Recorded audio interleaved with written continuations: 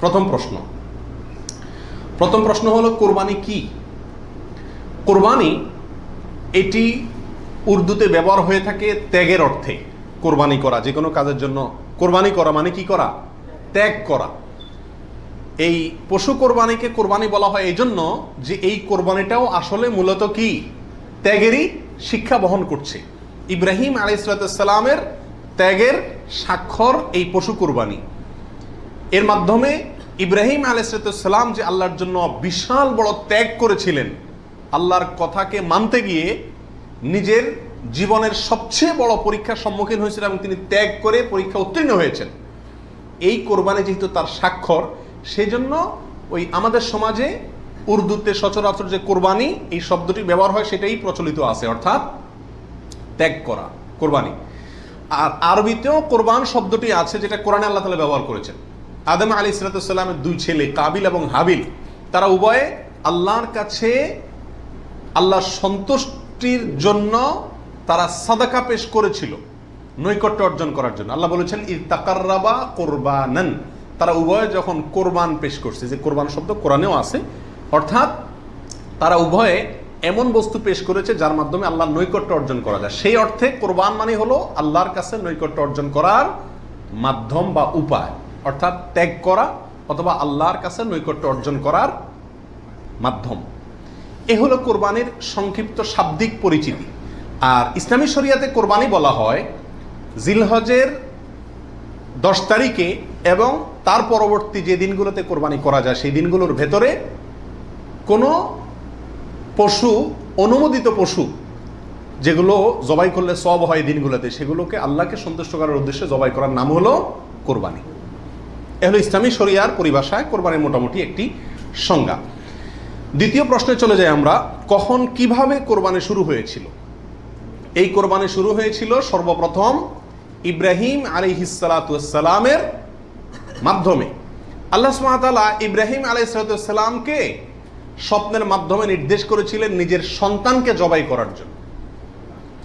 আর সন্তান জবাই করা, এই কঠিন নির্দেশটি আল্লাহ সুবহানাহু ওয়া তাআলা করেছেন ইব্রাহিম আলাইহিসসালামকে।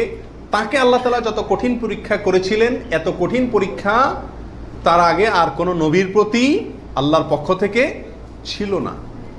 জীবনের পদে পদে পরীক্ষা। পরিবার সহ রেখে আসো মক্কায়, কেউ নাই সেখানে, কোনো আবাদি নাই, পাহাড়ি এলাকা, ছোট দুধের বাচ্চা সহকারে নিজের স্ত্রীকে রেখে চলে আসো। বাহ্যিকভাবে অযৌক্তিক নির্দেশ আল্লাহ সুবহানাহু ওয়া তাআলা, সেটাও তিনি মেনেছেন এবং পরীক্ষা পাশ করেছেন। আল্লাহ বলেছেন ওয়া ইয ইবতালা ইব্রাহিম রাব্বুহু বিকালিমাতিন ফাআতাম্মাহুন, প্রতিটা পরীক্ষা তিনি কি করেছেন? পাশ করেছেন। তো কোরবানির প্রেক্ষাপট হলো সংক্ষেপে এই অল্প কথায়, আল্লাহ সুবহানাহু ওয়া তাআলা ইব্রাহিম আলাইহিস সালামকে তার নিজের সন্তানকে আল্লাহ সন্তুষ্টির উদ্দেশ্যে জবাই করার জন্য, কোরবানি করার জন্য নির্দেশ করেছেন। আল্লাহ সুবহানাহু ওয়া তাআলা তার সন্তানের জবাই করতে আসলে চান নাই। আল্লাহ চাইছেন তার মনের পরীক্ষা নিতে, যে আল্লাহর নির্দেশ মানতে গিয়ে তার সর্বোচ্চ ত্যাগটাও তিনি করতে পারেন কিনা। তিনি আলহামদুলিল্লাহ পরীক্ষায় পাশ করেছেন। তিনি রাজি হয়েছেন, গেছেন, ছেলেও পাশ করছে, মায়েও পাশ করছে। ছেলের মাও রাজি, ছেলেও রাজি, বাপও রাজি। তো আল্লাহ সুবহানাহু ওয়া তাআলা গোটা পরিবারেরই পরীক্ষা নিছেন বলা যেতে পারে, এবং সবাই পরীক্ষা কি করছে? পাশ করছে। জবাই করতে গেছেন, আল্লাহ সুবহানাহু ওয়া তাআলা ছেলে তো জবাই হতে দিবেন না, এটা তো ছিল একটা পরীক্ষা মাত্র। আল্লাহ সুবহানাহু ওয়া তাআলা সেখানে অন্য একটা পশু, দুম্বা বা এই জাতীয় কোনো পশু আল্লাহ সুবহানাহু ওয়া তাআলা দিয়ে দিলেন। অন্য একটা পশু ওই ছেলের জায়গায় আল্লাহ তাআলা দিয়ে দিলেন। ছুরি উনি চালালেন, এরপরে দেখলেন যে ছেলে দাঁড়ায় আছে, পশু জবাই হয়েছে। এ হলো কোরবানির সূচনা, প্রথম পশু কোরবানি। আজকে আমরা যে কোরবানি করছি এর সূচনা ছিল এভাবে। কার মাধ্যমে? ইব্রাহিম আলাইহিসসালামের মাধ্যমে। সেই কোরবানি আমাদেরকে কি শিক্ষা দেয় ভাই? সেই কোরবানি আমাদেরকে শিক্ষা দেয়, আল্লাহ সুবহানাহু ওয়া তাআলা যখন কোনো কাজের জন্য নির্দেশ করবেন, আল্লাহর গোলাম হিসাবে, আল্লাহর নুন খাই সেই হিসাবে নিঃশ্বাস গ্রহণ করছি, ছাড়ছি, প্রতি মুহূর্তে মুহূর্তে আল্লাহর নিয়ামতের সাগরে হাবুডুবু খাচ্ছি। আল্লাহই সৃষ্টি করেছেন, তার হাতেই জীবন মরণ সবকিছু। অতএব তার কোনো নির্দেশ, তার কোনো নিষেধ থাকলে সেটাকে মানতে গিয়ে পৃথিবীর যেই কোনো ধরনের ত্যাগের প্রয়োজন হয় সেটা করতে হবে। নিজের সন্তানকে জবাই করার মতো কঠিন নির্দেশও পালন করতে ইব্রাহিম আলাইহিস সালাম দ্বিধা করেন নাই। আল্লাহ সুবহানাহু ওয়া তাআলা ঠিকই কি করছেন, তাকে এর মাধ্যমে তিনি পাশ করেছেন এবং আল্লাহ সুবহানাহু ওয়া তাআলা তার মর্যাদা সমুন্নত করেছেন। এ হলো কোরবানির মূল শিক্ষা।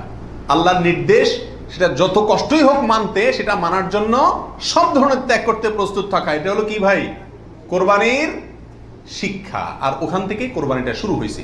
এরপরে আল্লাহ সুবহানাহু ওয়া তাআলা সেটাকে পৃথিবীর মানুষের জন্য ওই স্মৃতিকে, ওই আদর্শকে রেখে দিয়েছেন। এখন আমরা পশু কোরবানি করছি, কিন্তু এটার শুরুতে কিন্তু পশু কোরবানি ছিল না। মূলত এটা শুরুতে ছিল নিজের সকল কামনা, বাসনা, ভালোবাসা সবকিছুকে আল্লাহর নির্দেশের সামনে কি করে দেওয়া, কোরবানি করে দেওয়া। এ হলো এই কোরবানির গোড়ার ইতিহাস।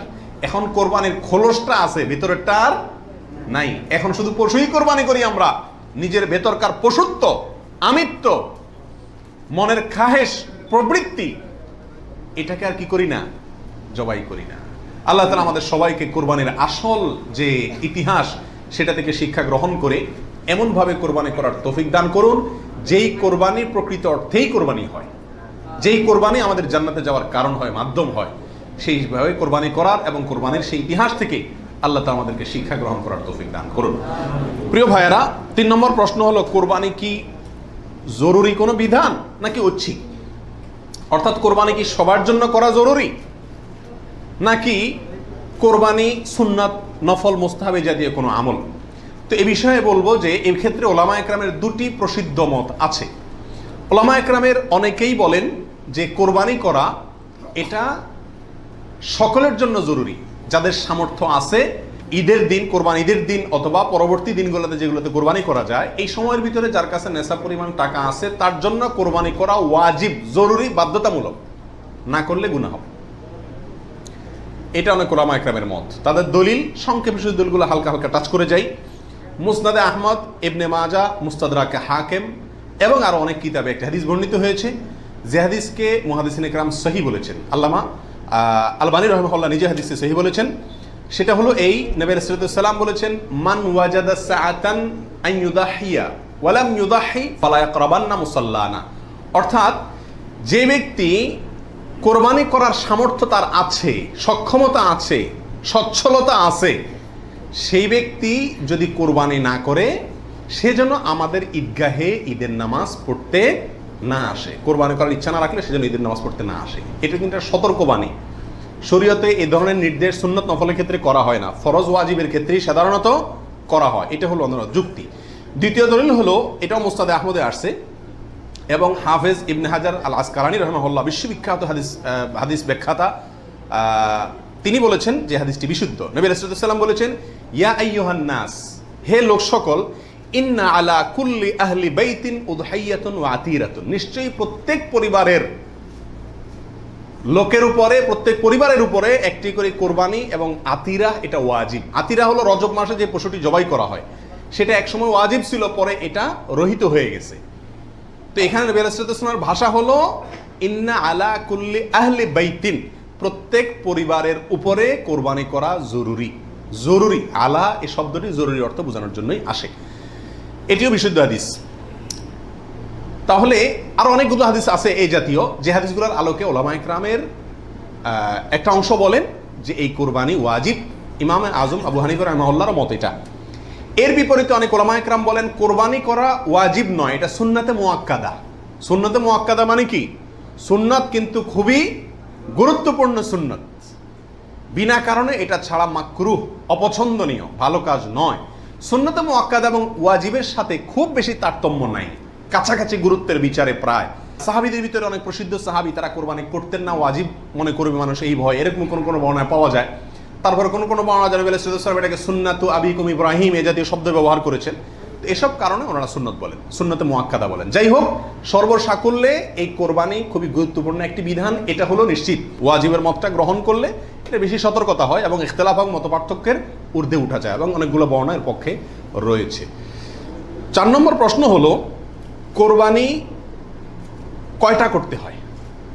এই প্রশ্নটা আজকাল এই জন্য করতে হচ্ছে যে এখন আমরা সমাজে কোরবানির সংখ্যা বাড়ানোর জন্য এক ধরনের প্রতিযোগিতা খেয়াল করতেছি। 3টা গরু, 5টা গরু, 7টা গরু, এমপি সাহেব, মন্ত্রী সাহেব, ব্যবসায়ী সাহেব, বিভিন্ন সাহেবরা করে কি করে না, এমনকি আমরাও একটা গরু, একটা ছাগল, কারণ কেউ গরুর গোশত পছন্দ করে, কেউ ছাগল গোশত পছন্দ করে ঘরে, যার কারণে দুইটাই দিতে হয়, অথবা গরুতে 1 ভাগ দিতে হয়, আবার আলাদা ছাগল দিতে হয়। এই যে কোরবানির সংখ্যা বাড়ানোর একটা প্রবণতা আছে, আসলে ইসলামী শরিয়া কি বলে কোরবানির পশু বা কোরবানির সংখ্যা কতগুলো হওয়া জরুরি? তো এর উত্তর হলো যে কোরবানি মূলত একটি কোরবানি যথেষ্ট। একাধিক কোরবানি হওয়া এটা কি না, জরুরি না। নবী আলাইহিস সালাতু ওয়াস সালামের ব্যাপারে সুনানে তিরমিজিতে একটা হাদিস আসছে, যেটা কি ইমাম তিরমিজি হাসান বলেছেন, অন্যান্য উলামা একরাম অনেকে জয়ীফ বলেছেন। কিন্তু জয়ীফ বললেও ওই একই বিষয়ে আরো বিভিন্ন হাদিস আছে, সর্বসাকুল্যে উলামা একরামের বিষয়টা প্রমাণিত। সেটা হলো যে নবী আলাইহিস সালাম 10 বছর মদিনাতে বসবাস করেছেন হিজরতের পরে, এবং এই 10 বছরের প্রতি বছর তিনি কোরবানি করেছেন। প্রতি বছর তিনি কি করেছেন? এবং 2টি হৃষ্টপুষ্ট ভেড়া তিনি কোরবানি করেছেন, 2টি করেছেন। তিনি যদি চাইতেন সংখ্যা অনেক বাড়াইতে পারতেন, উট এবং আরো অনেক বড় বড় পশু দিয়ে কি করতে পারতেন, কোরবানি করতে পারতেন, কিন্তু 2টি ভেড়া কোরবানি করেছেন। তার একটি হলো তার নিজের এবং নিজের পরিবারের পক্ষ থেকে, আরেকটি তার গোটা উম্মতের পক্ষ থেকে, তাওহীদবাদী উম্মতের পক্ষ থেকে। তাহলে বোঝা গেল কোরবানির সংখ্যা বাড়ানোর ভিতরে খুব বেশি কল্যাণ নাই। হ্যাঁ, কেউ যদি কোনো এলাকাতে গরিব মানুষকে খাওয়ানোর উদ্দেশ্যে বেশি কোরবানি করে, নাম ফুটানোর উদ্দেশ্য না থাকে, তাহলে অবশ্যই সেই জন্য তিনি আল্লাহর কাছে কি পাবেন, আজর এবং সওয়াব পাবেন। 5 নম্বর প্রশ্ন হলো কয়দিন পর্যন্ত কোরবানি করা যায়? কোরবানির সময়সীমা কতদিন? এর উত্তর হলো এক্ষেত্রে ওলামা একরামের 2টি মত আছে। অনেক ওলামা একরামের মতে কোরবানি করা যায় ঈদের দিন, জিলহজের 10 তারিখ, আর 11 এবং 12 এই 3 দিন। এটা ইমাম আবু হানিফা রাহিমাহুল্লাহর মত। এর বিপরীতে অনেক ওলামা একরামের মত হলো কোরবানি এটা 4 দিন পর্যন্ত করা যায়। কোরবানি ঈদের দিন এবং তারপরে আরো 3 দিন, 11, 12, 13। যুক্তি হলো যে আইয়ামে তাশরিক, এক হাদিসে আসছে একেবারে সুস্পষ্টভাবেই যে আইয়ামে তাশরিক এই দিনগুলা সবগুলোই হলো জবাই করার দিন, অর্থাৎ কোরবানি করার দিন। সেহেতু আইয়ামে তাশরিক হলো ঈদের দিন, ঈদের পরে আরো 3 দিন, অর্থাৎ 13 তারিখ, চাঁদের 13 তারিখের সন্ধ্যার আগ পর্যন্ত। এ হলো কোরবানির দিন। তবে কোরবানি প্রথম দিন ঈদের নামাজের পরপরই করা বেশি উত্তম, এতে কোনো সন্দেহ বা ইখতিলাফ কারোর নাই। এবারে সারা দুনিয়ার উলামা একরাম একমত। কারণ নবী আলাইহিস সালাম ঈদের দিন ঈদের নামাজের পরপরই সাধারণত কি করতেন, কোরবানি করতেন।